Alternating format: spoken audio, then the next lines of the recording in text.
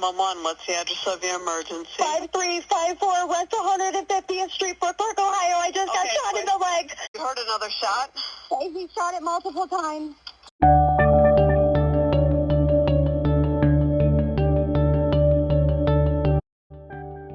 Social media has been known to help bring people together after mass shootings, but does it also fuel them?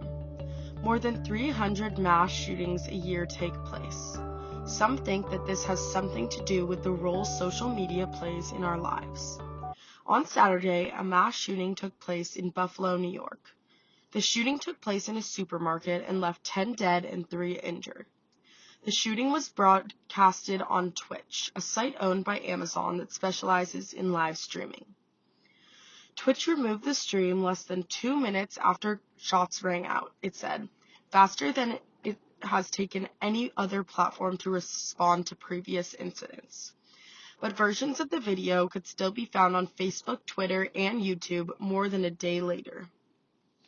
18-year-old Peyton Gendron posted a document online about his plans, saying he chose Twitch because the platform is free to access.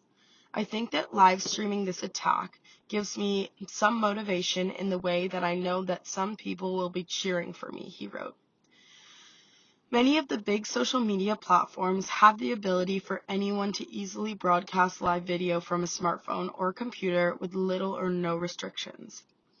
That has made it possible for acts of violence to be streamed in real time and for recordings of the streams to be quickly posted and reposted, even though doing so violates platforms' policies.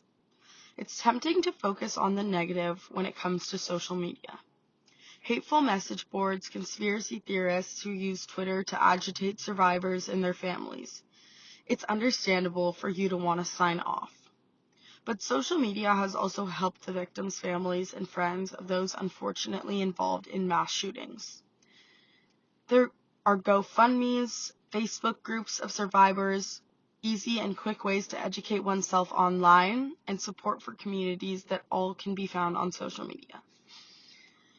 Online platforms have connected millions and allowed survivors of gun violence to come together following tremendous loss. Yet at the same time, sites like Twitch and Twitter have been used to connect another breed of people, the murderers and terrorists themselves. However, we cannot ignore the obvious. When debating gun control in class one day, a student brought up how there has only seemed to be mass shootings in the last 10 to 15 years. What is something else that has emerged within the last 10 to 15 years? Social media. Social media has been known to be a major contributor to mental health issues, drug use, violence, and bullying among teens. One or the other of these things is almost always having to do with a mass shooting. Maybe we need to take a step back as a society and explore this issue connecting these two problems. Social media is the double-edged sword of the modern age.